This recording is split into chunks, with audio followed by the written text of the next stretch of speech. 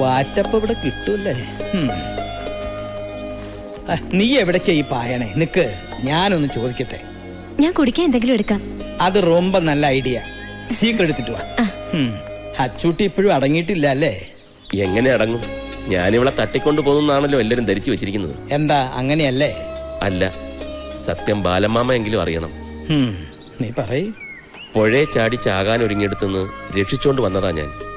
ഈശ്വര, എന്താ ഞാനീ കേക്കണേ? അല്ല, അവളെയും കുറ്റം പറയാൻ പറ്റില്ല.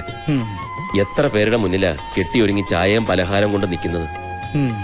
ജാതകത്തില് വൈധവ്യ ദോഷമുള്ള പെണ്ണിനെ ആർക്കും വേണ്ട. അവള് കാരണം ഏട്ടന്റെ കല്യാണം കൂടെ നീണ്ടുപോയല്ലോ എന്ന് ഓർത്തിട്ടാ ആ കടുങ്കൈ ചെയ്യാൻ പോയത്. എനിക്കൊരു ജീവിതം തരാൻ നജീബികയ്ക്ക് പറ്റുമോ എന്ന് ചോദിച്ച് കരഞ്ഞപ്പോ പിന്നൊന്നും നോക്കിയില്ല, കൂടെ കൊണ്ടുവന്നു. എനിക്കെന്ത് നക്ഷത്രവും ജാതകവും? ഇതൊക്കെ നിനക്ക് അച്ചൂട്ടിയോട് പറഞ്ഞുകൂടായിരുന്നു? ആത്മഹത്യ ചെയ്യാൻ ഒരുങ്ങിന്നൊക്കെ അവനോട് എങ്ങനെയാ പറയുന്നത്? ഇനി എന്തെങ്കിലും ഒന്ന് പറഞ്ഞു കോംപ്രമൈസ് ആക്കാമെന്ന് വെച്ച് അടുത്തോട്ട് എന്നാ കൊമ്പും കുലുക്കിക്കൊണ്ട് കൊലവിളി നടത്തുകയല്ലേ. ഒക്കെ കേട്ടു. കഷ്ടായേട്ടോ. ഞാൻ പറഞ്ഞു, നീ വിഷമിക്കണ്ട. ഒരു കുഞ്ഞുണ്ടായി കഴിഞ്ഞാൽ അവന്റെ ഈ വാശിയൊക്കെ മാറും. പെണ്ണ് കെട്ടാൻ പോലും അവൻ സമ്മതിക്കുന്നില്ല, പിന്നല്ലേ കൊച്ചുണ്ടാവുന്നു. അവന് കൊച്ചുണ്ടാവണ കാര്യല്ല, നിങ്ങൾക്കൊരു കൊച്ചുണ്ടാവണ കാര്യ. അതെങ്ങനെയാ?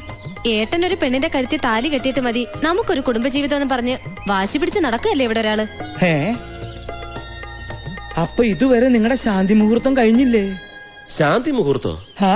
First night.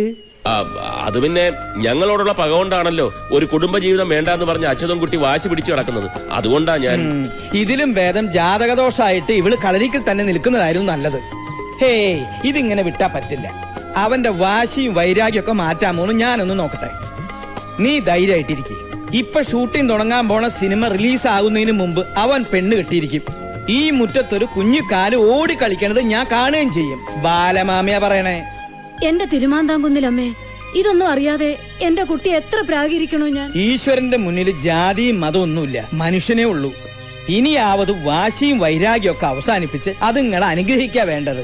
എനിക്കപ്പോഴേ തോന്നി ഒന്നുമില്ലാതെ നജീബിക്ക് അങ്ങനെയൊന്നും ചെയ്യില്ലാന്ന്. എന്നാൽ അപ്പോഴേ നീ പറയണ്ടേ നിന്റെ ഏട്ടനോട്? അത് പിന്നെ എന്താ ഒരു ഗൂഢാലോചന, ഒരു ചർച്ച? അച്ചു നമ്മൾ വിചാരിച്ച പോലെ അല്ല കാര്യം. നജീബ് ആതിരയെ അവന്റെയോ അവളുടെയോ കാര്യം ഈ വീട്ടിനകത്ത് കേട്ടു പോകരുതെന്ന് ഞാൻ പറഞ്ഞിട്ടില്ലേ അമ്മയോട്? പുകഞ്ഞ കൊള്ളി പുറത്ത്, അത്ര തന്നെ. അതെങ്ങനെയാ പുകഞ്ഞേന്ന് നീ അന്വേഷിച്ചിട്ടുണ്ടോ? എനിക്ക് അതൊന്നും അന്വേഷിക്കേണ്ട കാര്യമില്ല അമ്മാവ. മുഖത്തായ കരി തേച്ചിട്ടും കുളിച്ചിട്ടും പോണില്ല. ഇതാ ഇപ്പോഴത്തെ പ്രകൃതം. മൂക്കത്ത ശുണ്ടി. ഓപ്പോള് വിഷമിക്കണ്ട. അതൊക്കെ പറയേണ്ട വിധത്തിൽ പറഞ്ഞ് ഞാൻ അവനെ സമ്മതിപ്പിച്ചോളാം.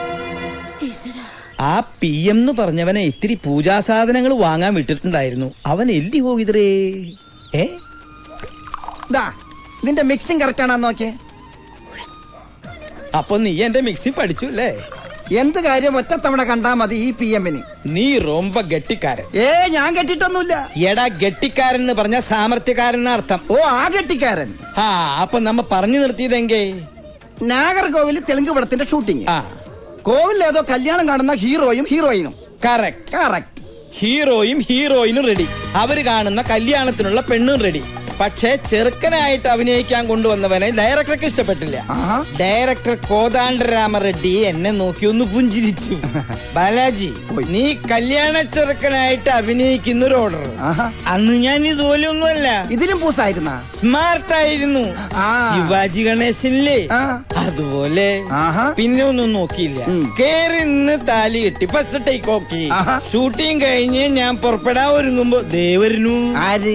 ഞാൻ താലി കെട്ടിയ പെണ്ണിന്റെ ചേട്ടൻ രാമകൃഷ്ണനും നാട്ടുകാരും. എന്തിന്?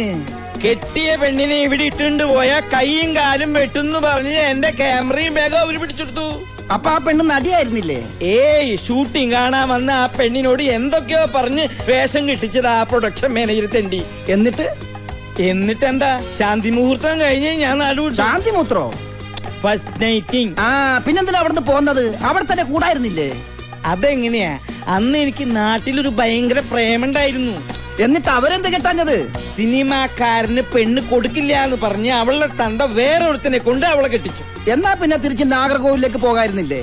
ചെന്നാൽ അവരെന്റെ കൈയും കാലും തല്ലി ഒടിച്ച് അവിടെ ഇടും. പിന്നെ ഒരിക്കലും അവരെ കണ്ടിട്ടേ ഇല്ല. ഒരുപാട് സ്ഥലത്ത് ഞാൻ അവരെ അന്വേഷിച്ചു, പിന്നെ ഞാൻ അവരെ കണ്ടിട്ടില്ല. അന്ന് മുതൽ ഈ ക്യാമറയും തൂക്കി അലയാൻ തുടങ്ങിയതാ അശ്വത്ഥമാവിനെ പോലെ. ഓ, ഫ്ലാഷ് ബാക്ക് ആയിരിക്കും. നാറുകോൽ. അതേടാ, നീ ഇരിക്കേ. വേണ്ട വേണ്ട, ഞാനൊരു 1000 തവണ കേട്ട് ബോറടിച്ചതായി കഥ. 1000 അല്ല 10,000 തവണ കേൾക്കണം.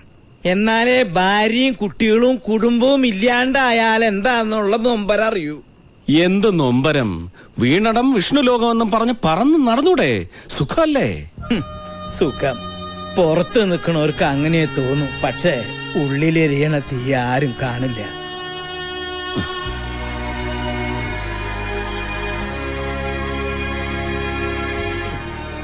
അതുകൊണ്ടാ പറയണേ, ഈ ബാലമാമയുടെ ഗതി നിനക്കുണ്ടാവരുത്. നിനക്കെന്നല്ല, ആർക്കുണ്ടാവരുത്. ഞാനൊരു സത്യം പറയാം, വെള്ളടിച്ചിട്ട് പറയാണെന്ന് വിചാരിക്കരുത്. അമ്മാവൻ പറയും. നജീബ് നമ്മുടെ ആതിരക്കുട്ടിയെ വേണ്ട, അതൊഴിച്ച് അമ്മാവന് വേറെ വല്ലതും പറയാനുണ്ടോ? ഇതൊഴിക്കട്ടെ. ഒഴിക്കടാ. ആ ഇവനോട് പറയാനുള്ളത് മുഴുവൻ പറഞ്ഞു കേൾപ്പിച്ചിട്ടേ ഇവനെ ഞാൻ വിടും. ആ ഒഴുക്കി. ആ. വെള്ളമൊന്നും വേണ്ട.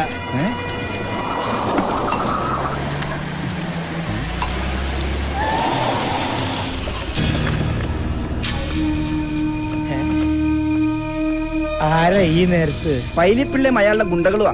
ആരാ പൈലിപ്പിള്ള? ചിട്ടിക്കമ്പനി മുതലാളിയാ, പിന്നെ കൊട്ടേഷൻ കൊടുക്കും. കൊട്ടേഷനാ? ആരുടെങ്കിലും കയ്യും കാലും തല്ലി ഓടിക്കണ, വണ്ടി കയറ്റി കൊല്ലണ, ഇവന്മാരെ ഏൽപ്പിച്ചാ മതി. ഓരോന്നിനും പ്രത്യേകം പ്രത്യേകം റേറ്റാ.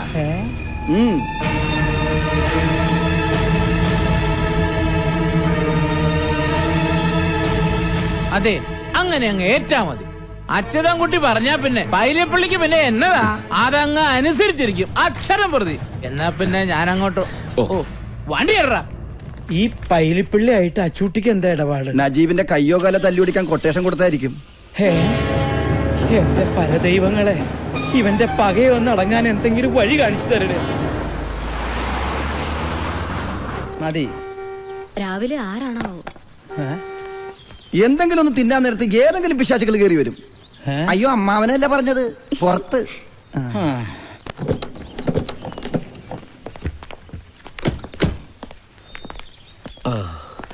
മിസ്റ്റർ അച്യുതൻകുട്ടിയില്ലേ? ആ ഉണ്ട്, വിളിക്കാം. അച്ചു,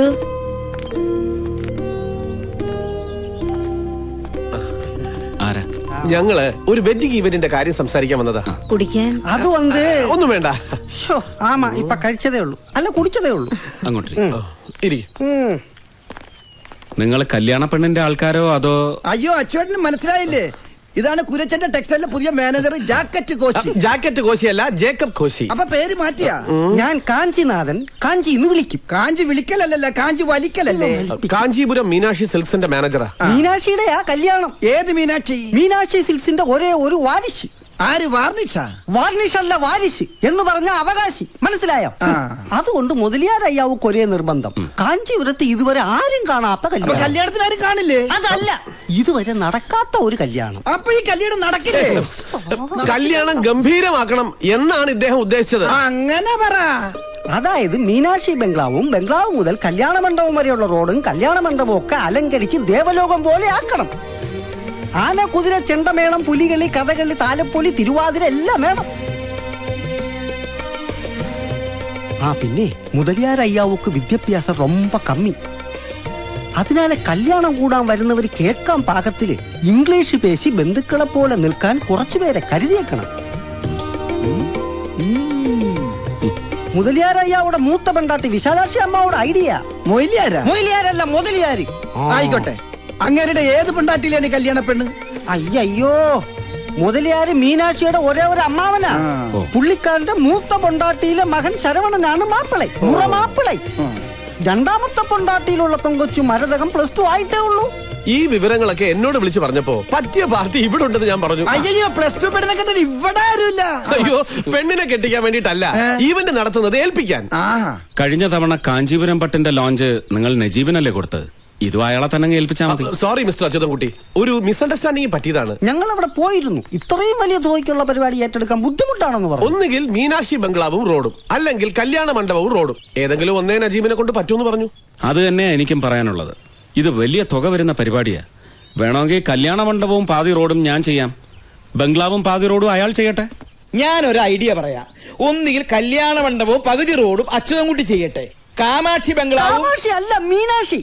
ഏത് യക്ഷിയായാലും ആ ബംഗ്ലാവും പകുതി റോഡും നജീബ് ചെയ്യട്ടെ. അത് തന്നെയല്ലേ അച്ചോട്ടനും പറഞ്ഞത്. ആണല്ലോ, എങ്കിൽ ടേക്ക് ഓക്കെ. എന്റെ അമ്മാവനാ, സിനിമയിൽ വലിയ ക്യാമറമാനാ. നിന്നോട് വിശദീകരണം ചോദിച്ചില്ല. കുഞ്ഞുനാളില് നാഗർകോവിലായിരുന്നപ്പോ എംജിആറിന്റെ കുറെ ഷൂട്ടിംഗ് കണ്ടിട്ടുണ്ട്. നിന്റെ അമ്മയുടെ പേരെന്താ? വസുന്ധര. അയ്യേ, അപ്പൊ അതല്ല. ബാലമ്മാവൻ കൂടെ ഉണ്ടായിരുന്നെങ്കിൽ തമിഴും തെലുങ്കും പറയാൻ ഒരാളായ. അങ്ങനെ അറിയാനൊന്നുമില്ല. സത്യം പറഞ്ഞാ മുതലിയാരും അമ്മാവും ഒക്കെ മലയാളീസാ. പിന്നെ അപ്പനപ്പന്മാരായിട്ട് അവിടെ ബിസിനസ് തുടങ്ങിയതുകൊണ്ട് മുതലിയാരന്മാരായി പോയതാ. അപ്പോ നമുക്കിതങ്ങ് ഉറപ്പിക്കാം അല്ലേ? ഇവന്റ് നടത്തേണ്ട സൈറ്റ് വന്ന് കാണണം.